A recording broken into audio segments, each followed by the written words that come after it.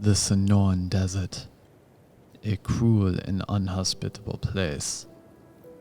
However, one creature is really well adapted for this environment.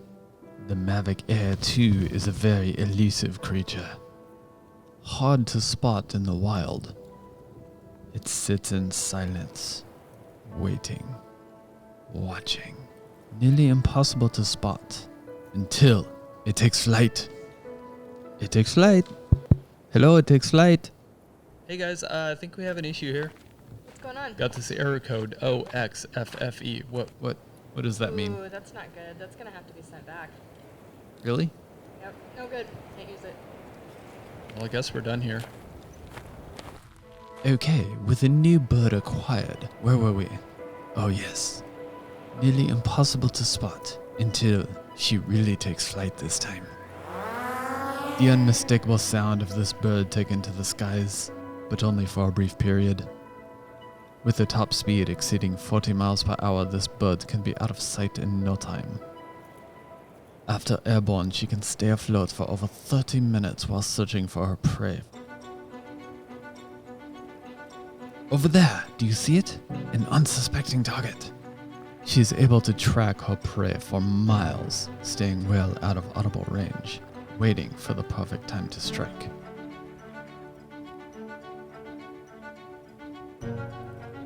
There it is, an opportunity. But because of a noise, she has to strike fast. This is where she really shines. She can speed up her vision, essentially slowing down time by 10x normal movement. Her prey still unaware of the imminent attack. There she goes! Oh, a near catch. Her one chance thwarted.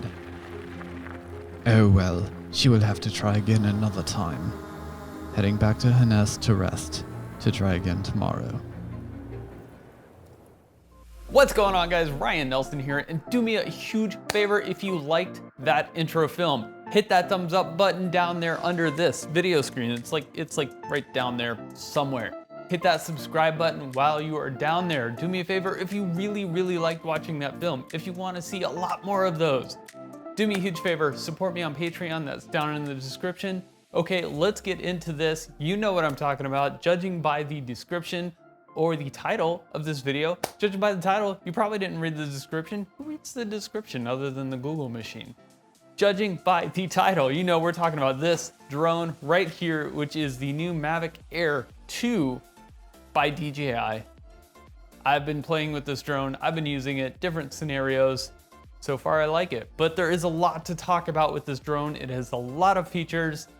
So let's get into it, and I'm gonna try not to make this incredibly long. So let's dive in. So like I said, this drone has a ton of features to it. There's no way I'm gonna be able to cover everything without doing a video that's like half a day long.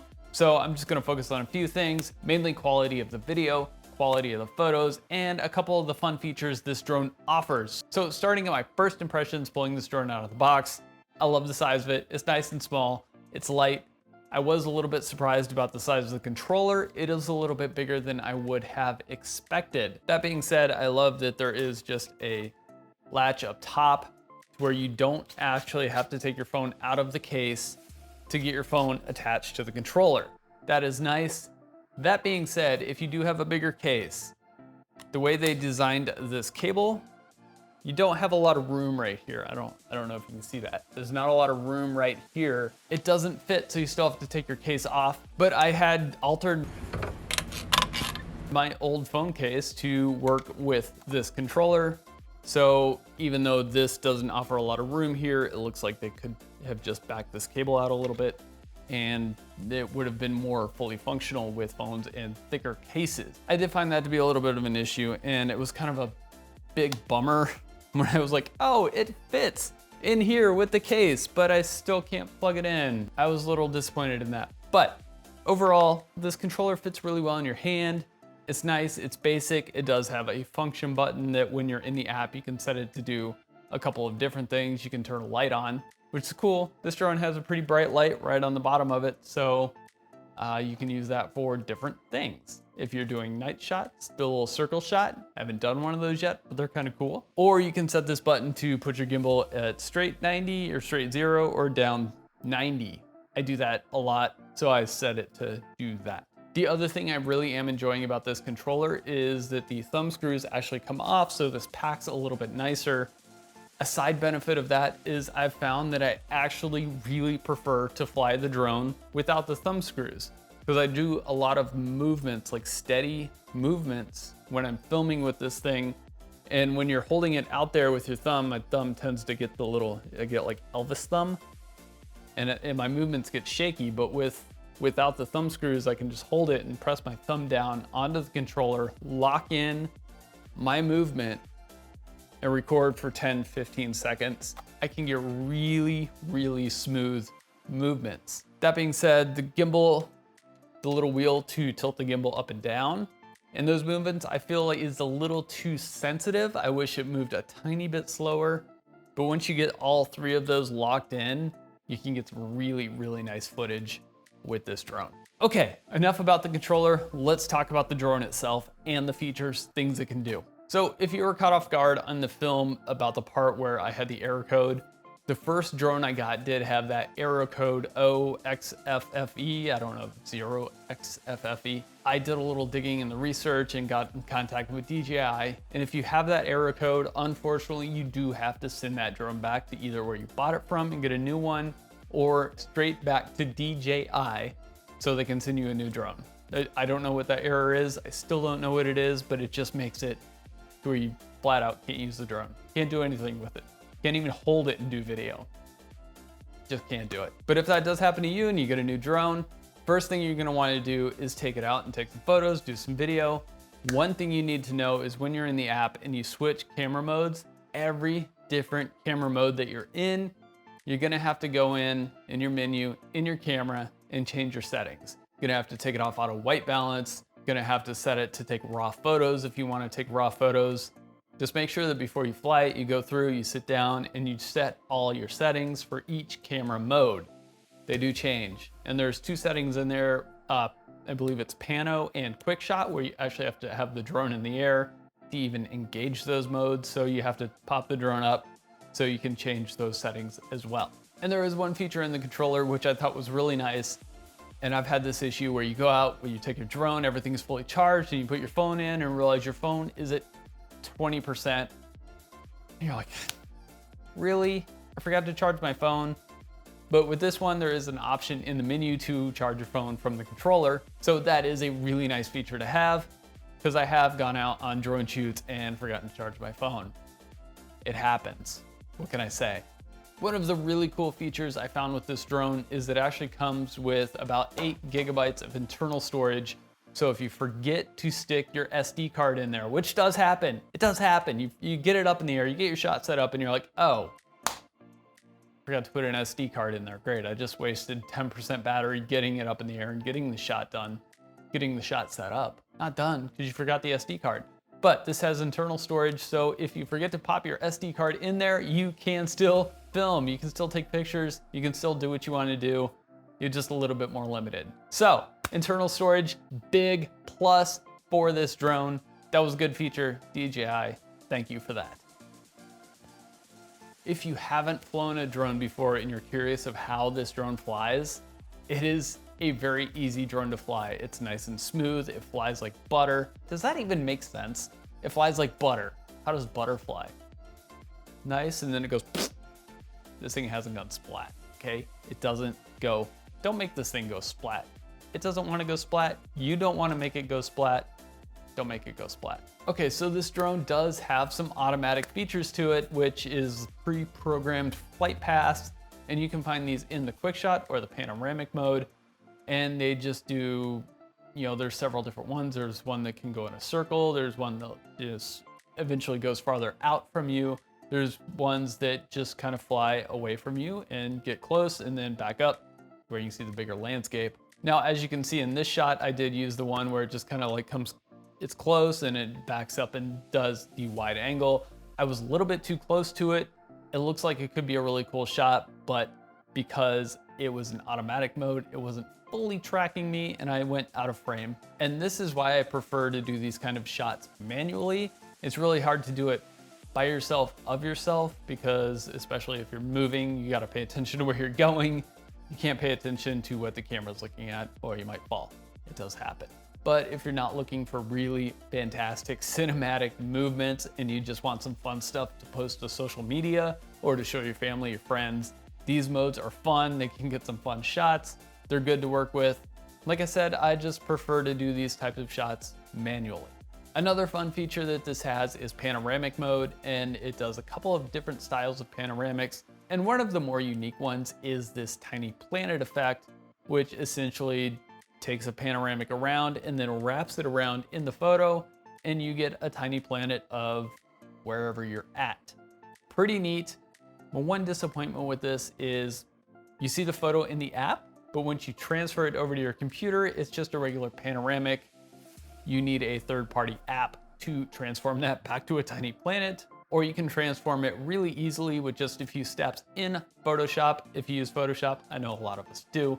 So I'll link that right up here when that's done. That'll be posted on June 15th, Monday, next Monday. If you're watching this in this few days between now and June 15th, that'll be up there June 15th. But if you're after June 15th, then you don't need to know when it's there. It'll just be there. It'll just be there. Okay, so that was kind of a disappointment when you have to download another app to do one feature. I'm not a big fan of having to download an app to do one thing, especially if it's a little thing, just a niche off-brand weird thing. Not a fan of downloading apps for that. Just me, that's just me. Okay, what other cool things does this drone do? 8K, 8 of them, 8Ks. 8K hyperlapse. It's another thing that you have to download an app or another program to play. So here's the 8K hyperlapse that I did to test this. And if you're wondering why this looks weird, it's because it's 1/4 of the frame. The full 8K hyperlapse came out like this. And it's another one of those things where I learned you need to download something else just to have that 8K play. Why? Why do I have to download all these things to make the features of this drone work? Put it in the app, make it work. Just have it export, put it on the card. I just want a video. I don't want to download things to make this stuff work. On top of that, you can only do 6-second intervals, so you're gonna basically waste your entire battery doing one hyperlapse. That's not a feature I would use again on this drone. Like, cause your only options are 1080, or 8K, nothing in the middle. I read that they are gonna do some updates to add a 4K hyperlapse option. That would be useful for me. 8K, not useful at all. Now, one of the things I think this drone is really good at is locking onto a subject and following it. Like I said earlier in the automatic, it didn't follow me 100%, but I think that's just because it was trying to follow its flight pattern over trying to follow me. But I also did a test where I was riding the one wheel out in the desert, back and forth, and it did a pretty good job of tracking me. When I slowed down, it backed off. When I sped up, it followed me, went to the left, went to the right. I think it did a really good job of tracking me and getting some pretty unique shots. You can also just use it in a regular mode. When you're shooting 4K, 24 frames a second, all you have to do is drag a box around something, it'll follow it. You don't have to do it, but it's nice to have it. I think it's a cool feature, especially if you just want a quick shot of yourself doing something out. You don't have anybody else to fly it. So the big question with this is the quality good? Yeah, I think it's pretty good. It's not amazing. It's not a DSLR quality or a mirrorless quality, but you're getting pretty good usable footage out of this. One thing that's really gonna help you with this, if you're making films or doing high-end production with it, is a color card. That really helps you dial in your colors, get this drone looking as good as it can. I have noticed that it is a little noisy in the shadows, but if you expose properly, you can minimize that as much as possible, and it's not that noticeable. As for photos, again, it's not gonna be like a mirrorless quality, digital DSLR quality shot, but it's workable. You can work really good photos out of this. Here's an example of the raw photo versus the edited photo. put that on Instagram, nobody's gonna know that was shot with a drone. Nobody's gonna know that that wasn't shot with a $5,000 camera and lens setup. Like I said, expose it properly and you've got a lot to work with. It's not the best, you do have to finesse it a little bit, but it is definitely quality, workable images. With the price of this drone, I mean, this is under $1,000, like well under $1,000 for the quality and the size and the packability and the portability you get with this thing and the nice flight, the features, everything you get with this. Highly recommend this drone. If I did not have a drone, I would keep this, but this is going back to B&H. And I can't end this video without thanking B&H for sending me this drone. Actually 2 drones, because the first one didn't work. So I had to send it back and they sent me this one to test out to help you guys decide whether this drone is for you. Let me tell you, if you don't have a drone, this drone is for you. If you have a drone, I'm gonna be doing a video coming up soon where I'm comparing the Mavic Pro, the Mavic Pro 2, and the Mavic Air 2 to see if it's worth upgrading from your old drone if you've got one of those. If you have another drone, I mean, DJI is like, that's kind of where it's at right now. So just throw that thing in the trash. Nobody wants your old non-DJI drone and get this thing. Not really, I'm just kidding. Don't throw it in the trash. Maybe donate it somewhere. But anyway, great drone. I like this thing. If I didn't have one, I would definitely keep it, but I think I'm gonna send it back for now. If I crash mine, this is the one I'm gonna get. So that's what I have for you guys today. Do me a favor, if you like this video, hit that thumbs up button down there, hit that subscribe button if you haven't already.